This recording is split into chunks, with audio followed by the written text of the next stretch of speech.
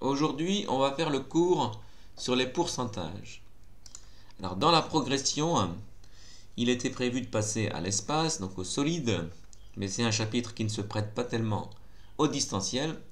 Donc, on va directement passer au chapitre 20 et s'intéresser au pourcentage. Alors, ce qui est très particulier pour les pourcentages, c'est qu'en fait, on ne va pas vraiment voir quelque chose de nouveau. On va juste appliquer ce qu'on sait sur les fractions et ce qu'on sait sur la proportionnalité. Eh bien, on va pouvoir l'appliquer au pourcentage, qui est un cas particulier de fraction. Et donc, on peut lui appliquer les techniques des fractions et les techniques de la proportionnalité. Et c'est ce qu'on va faire. Alors, déjà, première chose, qu'est-ce que c'est qu'un pourcentage? Alors, normalement, vous en avez une idée un peu intuitive, par exemple pour les pourcentages de réduction, etc. Mais d'un point de vue théorique, en fait, un pourcentage, ce n'est pas autre chose qu'une fraction particulière, une fraction sur 100. Et donc, grand A de définition, quand on écrit 70%, eh bien, c'est juste une autre écriture de la fraction 70 sur 100. Et comme on a déjà fait un chapitre sur les fractions, tout ce qu'on sait sur les fractions et les techniques qu'on a apprises sur les fonctions, on pourra les appliquer en particulier au pourcentage. Donc, on peut appliquer avec les pourcentages les techniques valables pour les fractions. C'est donc ce qu'on va faire ici, parce que en fait, quand on veut appliquer un pourcentage, quand par exemple on vous dit, ben voilà, dans ce magasin, vous avez un prix à 85 €, puis on vous donne 15% de réduction, on vous accorde 15% de réduction, comment on va faire pour calculer le montant de cette réduction? Eh bien, ça revient à appliquer un pourcentage, autrement dit, ça revient à appliquer une fraction, mais ça, on sait le faire, on l'a déjà étudié dans le chapitre sur les fractions, donc on va prendre un exemple ici. Donc la technique, c'est la technique des fractions, rien de nouveau du tout. Donc appliquer un pourcentage P% à une quantité, c'est multiplier cette quantité par P sur 100. Donc on l'a vu, hein, c'est prendre une fraction d'une quantité, donc là la fraction est sur 100, mais ça ne change rien. Donc par exemple, si on doit prendre 15% de 280, eh bien, il s'agit de calculer 280 multiplié par 15 sur 100, et vous savez qu'il y a trois façons de faire le calcul. Donc prenons ici cet exemple de 280 multiplié par 15 sur 100. Eh bien, on a vu qu'il y avait trois façons de le faire et qui vont forcément donner le même résultat. Première façon, on calcule la fraction ici. Et 15 divisé par 100, comme c'est une fraction décimale, c'est très facile. Donc on va écrire que c'est égal à 280 fois 0,15. Et voilà, et on verra quel résultat ça donne. Deuxième possibilité, on commence par diviser par 100, puis on multiplie par 15. Donc on fait 280 divisé par 100. Alors là, je vais écrire un petit divisé, je pourrais écrire une fraction, un trait de fraction, multiplié par 15. Donc ça fait 2,8 multiplié par 15. Et ça donne un certain résultat. Donc évidemment le même qu'ici. Ou enfin, dernière façon, on écrit que c'est égal à 280 fois 15. Et ensuite, on divise par 100. Voilà. Alors, ici, on regarde ce qu'il y a de plus efficace parmi les trois proposés. Bon, on pourrait se dire ici que le plus efficace, c'est peut-être cette technique ici. Voilà. Enfin, en fait, ça se ressemble, vous voyez, parce que diviser par 100, ça ne change pas grand-chose au final. Donc, il faudra faire à un moment ou à un autre la multiplication par 15 qui est un peu plus délicate. Alors on pourrait calculer comme ça.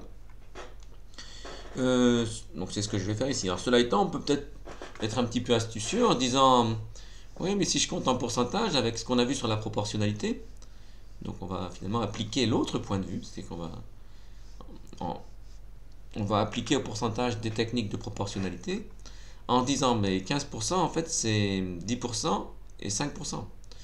Et en fait 10% c'est facile et 5% c'est la moitié de 10%. Alors si on veut le faire de façon un peu astucieuse, en appliquant une technique différente de celle-ci, ce serait de se dire, ben, 10% de 280 euros, alors, on ne sait pas que c'est des euros, mais donc 10% de 280, ça va être égal à 28. Parce que c'est 10 fois moins, hein, 10% c'est 1 dixième. Donc 5%, ben, ça va être la moitié, donc ça va être 14. Et si on additionne, donc forcément 15%, ben, on va obtenir 42. Donc forcément, ce résultat-là, il faut que ce soit 42. Donc vérifions-le. Donc voilà, alors effectivement, vous voyez ici, donc j'ai utilisé cette méthode ici. Voilà. Donc on a multiplié par 15, puis on a divisé par 100. Donc ça fait 4200 divisé par 100 et on retrouve 42. Donc vous voyez qu'en fait, on peut avoir différentes façons. Tout ça va permettre d'arriver au même résultat. La méthode ici que je vous ai mis un petit peu en commentaire, c'est la méthode un petit peu intuitive ici, mais vous voyez qu'ici, ça c'est la méthode attendue. On applique la technique, prendre une fraction d'une quantité, donc prendre 15% de 280, ça correspond à multiplier la quantité par la fraction. On sait qu'on a trois façons de le faire. Ici, j'ai choisi cette méthode ici. On va gommer ici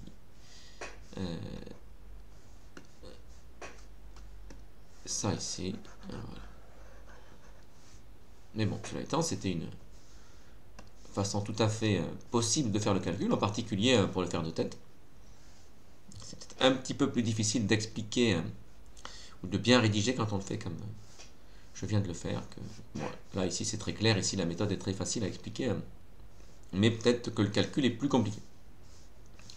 Alors, donc ça, ici, c'était appliquer un pourcentage. Donc, autrement dit, je connaissais le pourcentage et je connaissais la quantité totale et je voulais savoir quelle était la quantité partielle correspondante.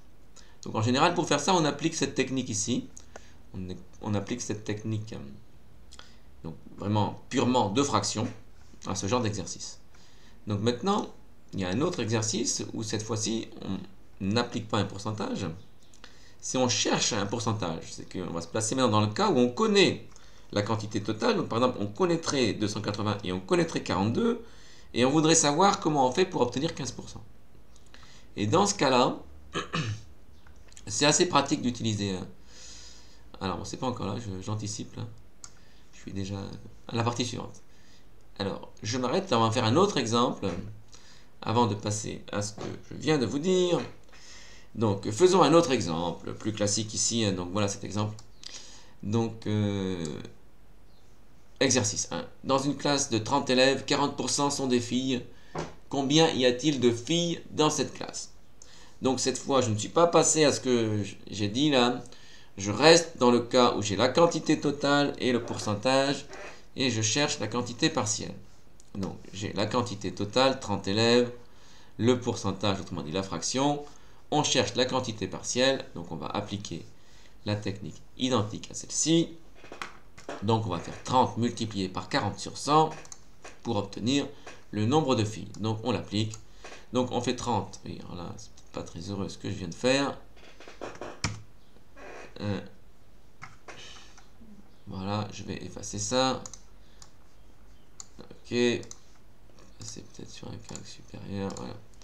Donc je reprends, donc ici, voilà, donc je fais 30 multiplié par 40 sur 100, donc ça fait 30 fois 0,4, ça fait 12.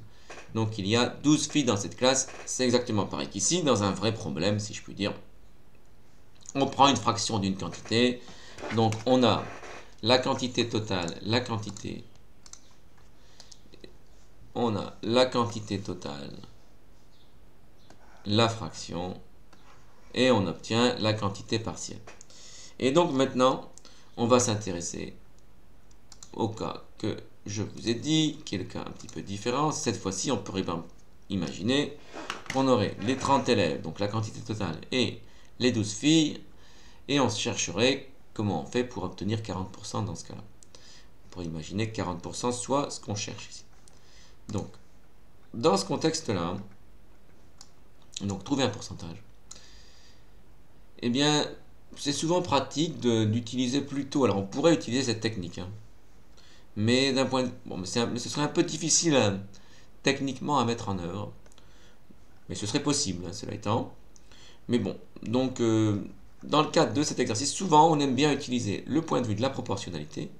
Et c'est ce qu'on va faire ici. Donc imaginons le problème suivant. Voilà, donc à l'école de musique, sur 300 élèves, 6 apprennent à jouer de l'alto. Quel pourcentage d'élèves apprennent à jouer de l'alto? Donc vous voyez, par rapport au problème précédent, cette fois-ci on connaît la quantité totale, donc l'équivalent des 30 élèves si c'est 300 élèves.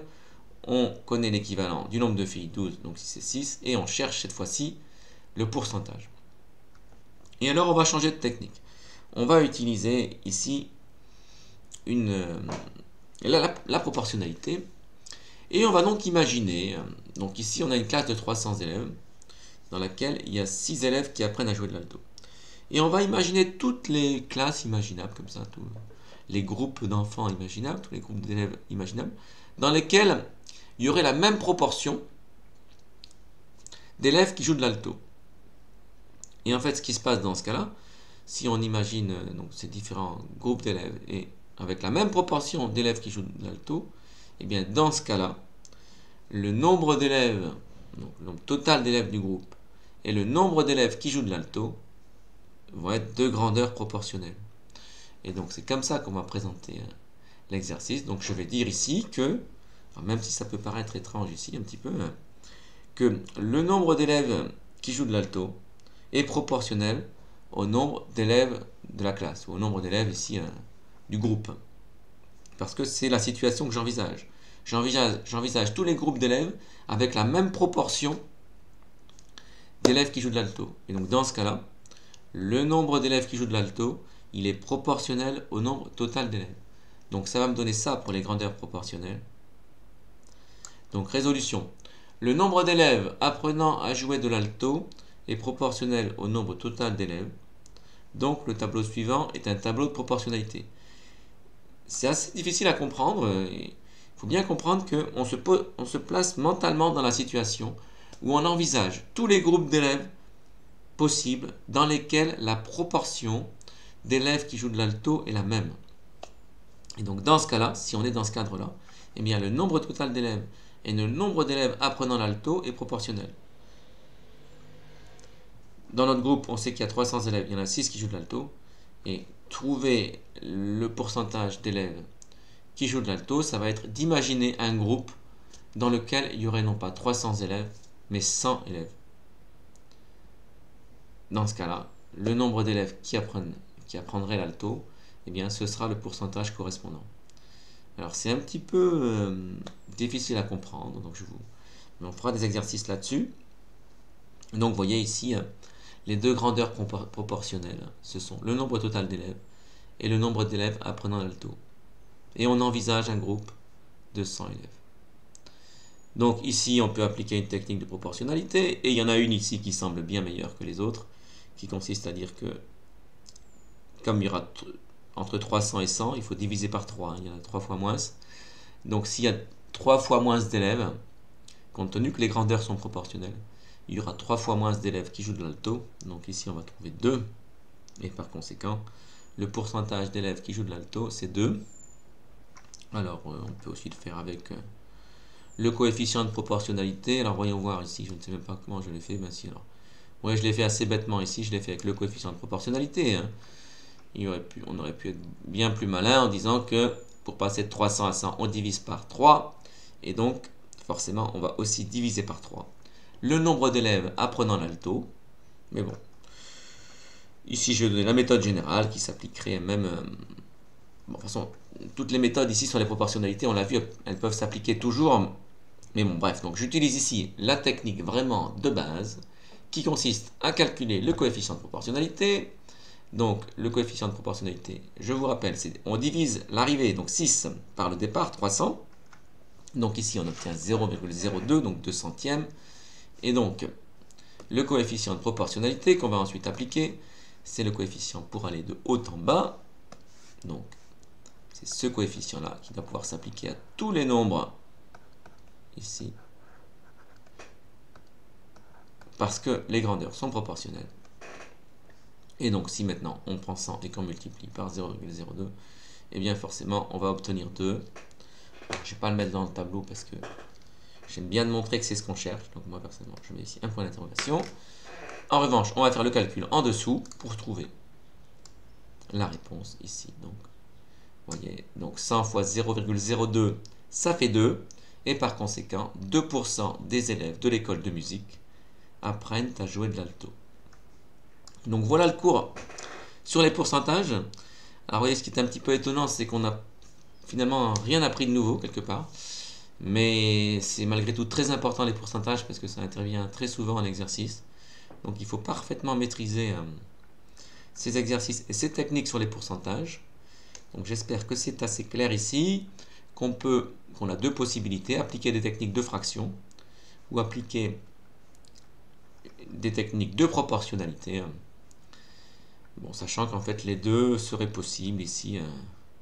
En fait, chacun des exercices ici, pour chacun des exercices, on pourrait appliquer les deux techniques. Mais bon, il y a une technique qui paraît plus commode pour un type d'exercice qu'une autre. Bon, ici vous avez un aperçu des deux techniques. Essayez d'être au clair par rapport à ça et de bien choisir une méthode que vous comprenez et que vous savez parfaitement appliquer.